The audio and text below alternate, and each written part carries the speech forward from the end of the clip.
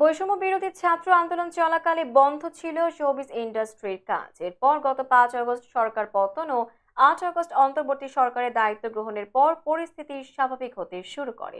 তারই ধারাবাহিকতায় বর্তমানে পুরনো চেহারায় ফিরেছে ইন্ডাস্ট্রি, চলছে পুরোদমে কাজ। এই অবস্থায় অন্যান্য শিল্পীদের মতো শুটিং এ ফিরেছেন সাদিয়া আয়মানও।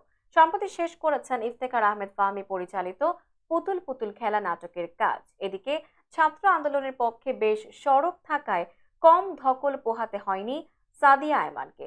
তবে সেসব আমলে না নিয়ে তিনি প্রতিবাদ করে গেছেন অন্যায়ের বিরুদ্ধে। সে সময়ের কথা স্মরণ করে অভিনেত্রী বলেন, ওই সময় লেখালেখি করার কারণে আমার রাজনৈতিক ব্যাকগ্রাউন্ড কি, আমি কে, এসব জানতে চাওয়া হয়েছে। মহান আল্লাহর কাছে শুক্রিয়া যে সেই সরকারের পতন হয়েছে, তা না হলে আমি সহ আরো অনেককেই ওরা বিপদে ফেলতো। মানুষ তাদের চিনতে পেরেছে, কিছু শিল্পীর মুখোশ উন্মোচন হয়েছে।